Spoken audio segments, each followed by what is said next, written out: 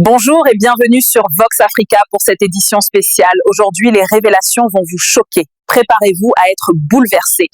Abonnez-vous maintenant et activez la cloche pour ne rien rater de ces informations explosives.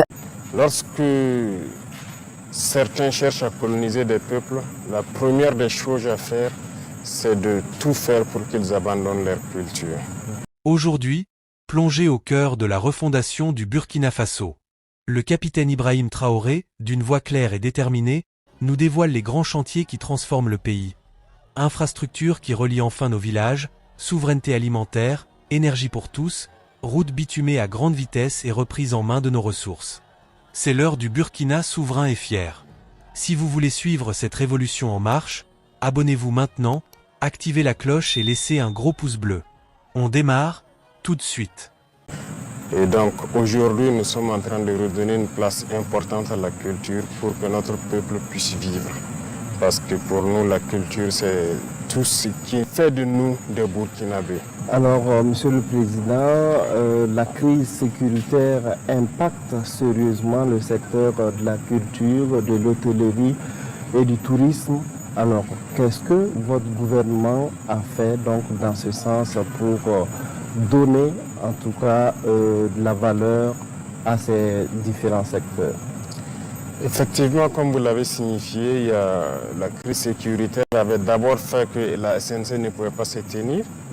L'année passée, nous avons donc pu relever le défi, ce qui a fait que certains lieux d'hôtellerie ont pu accueillir du monde et nous continuons dans ce sens. C'est un secteur qui a été beaucoup fragilisé par cette crise sécuritaire, mais nous avons beaucoup de choses en perspective pour pouvoir redémarrer l'hôtellerie et le tourisme surtout. Je pense que si vous suivez les décisions que l'on prend au Conseil des ministres, alors nous faisons tout. D'abord, il s'agissait de réorganiser carrément le secteur du tourisme et de la culture. Le ministère a assez bien bossé pendant tout ce temps. Nous avons pu adopter tous les textes pour réorganiser. Et là maintenant, ils sont en train de lancer les activités à travers plusieurs journées qui doivent permettre aux Burkinabés donc, de visiter certains sites, de donc, participer donc, à la vie des différents hôtels qui doivent accueillir ces Burkinabés-là. Monsieur le Président, dans votre vision pour le Burkina, quelle place occupe la culture? Comme je l'ai dit, c'est une place très importante. Vous savez, lorsqu'on prend les valeurs de cohésion sociale, on aime dire cohésion sociale, mais c'est à travers la culture que nous pouvons cultiver cette cohésion sociale. Voilà, aujourd'hui, les artistes vont quitter de partout, du plein sud au Sahel, de l'est à l'ouest, ils vont se retrouver, vont communier. Et ce sera l'occasion pour la plupart de voir comment les autres vivent, quelles sont leurs valeurs, et ainsi de suite, et partager. Deuxième chose, nous avons beaucoup de valeurs telles que je l'ai cité, la solidarité, le patriotisme même, ça se trouve dans la culture. Alors, le Conseil des ministres du 6 mars dernier a institué le 15 mai de chaque année comme journée des cultures et traditions. Alors, quelle est la pertinence de cette journée qui fait couler beaucoup d'encre et de salive? Il y a beaucoup d'objectifs derrière. Premièrement, c'est comme on a dit, il faut repartir aussi aux sources parce que, comme diraient certains, nous ne sommes pas tombés du ciel. Il y a beaucoup de confessions religieuses au Burkina Faso. Il y en a qui sont des confessions chrétiennes, que ce soit catholiques ou protestantes. Il y a la confession musulmane, mais il y en a aussi qui ont la confession d'adorer les ancêtres. Donc il n'y a pas d'athée au Burkina, ça je ne pense pas. Tout le monde croit en Dieu à travers quelque chose. Donc c'est une occasion aussi donnée aux traditionalistes de pouvoir fêter, exprimer, être en contact direct avec les ancêtres et pouvoir donc prier pour le Burkina Faso. Donc il y a beaucoup d'objectifs derrière qu'on ne peut pas finir de citer ici en tout cas, mais nous pensons que c'est une très bonne chose qui doit permettre aux Burkinabés aussi de connaître leur tradition, de connaître leur culture et de cultiver les bonnes valeurs. Mais pourquoi le 15 mai? Y a-t-il une symbolique concernant cette date? Pas de symbolique particulière. Nous avons culturellement, comme on le dit, dans tous les groupes ethniques, vous allez voir que au village, avant l'entrée de la saison généralement, les gens ont des rites pour prier Dieu et les ancêtres de nous aider à avoir donc une bonne saison pluvieuse.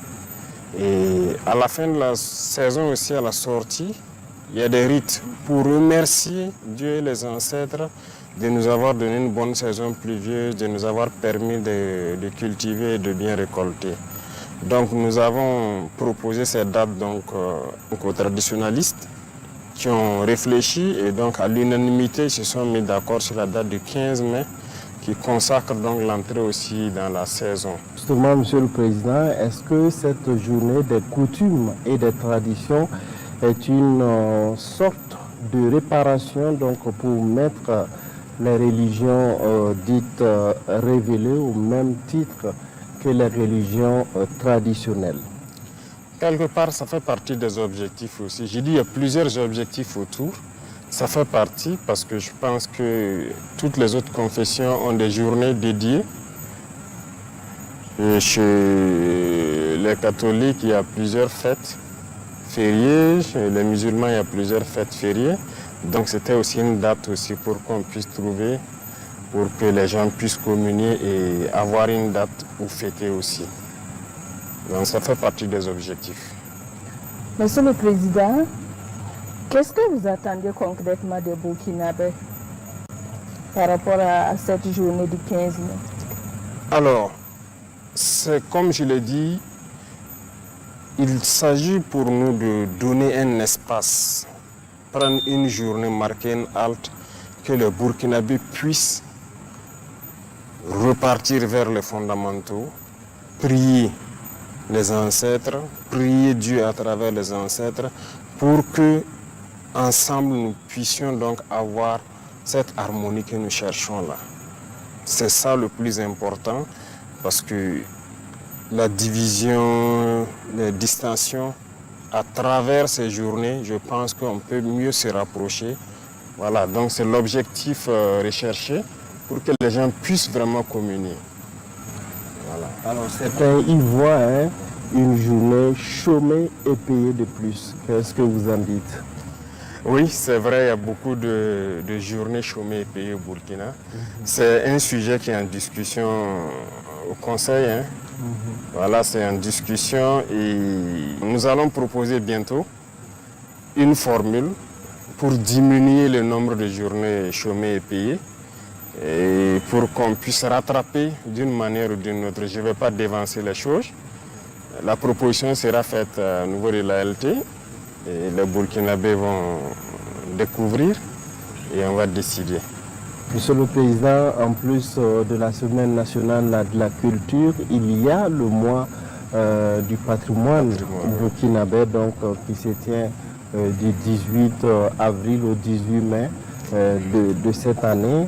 Alors finalement, est-ce que cet ensemble, en tout cas,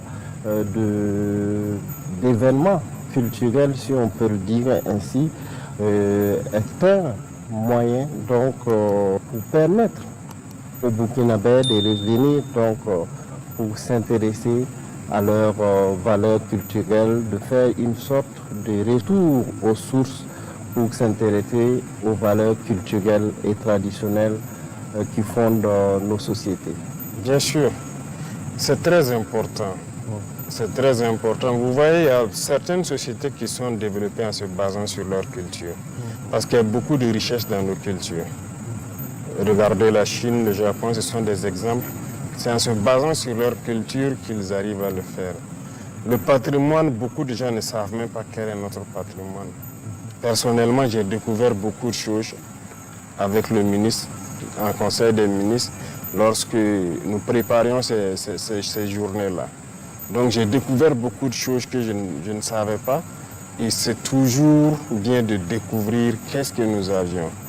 Nous ne sommes pas venus du néant, Lorsqu'on prend seulement, moi je me souviens, quand je visitais les forges, avant on avait peut-être, et ça existe toujours dans certaines contrées, où à travers la culture, les gens peuvent aller extraire un minerai ferralitique, venir extraire le fer, faire de l'acier pour fabriquer tous les outils d'agriculture et tout. Mais c'est le développement donc de la sidérurgie comme ça. Est-ce que nous sommes basés sur les connaissances de nos ancêtres là sur ce volet et développer notre industrie sidérurgique? Je ne pense pas. La métallurgie. Est-ce qu'il faut aller forcément apprendre chez les autres? Mais nous avons déjà un fondement aussi. Et ça, ce n'est qu'un exemple parmi tant d'autres. On peut puiser beaucoup de choses dans notre culture que nos ancêtres faisaient déjà et développer notre société. Et voilà, c'était le regard du capitaine Ibrahim Traoré sur les grands chantiers qui redessinent l'avenir du Burkina Faso.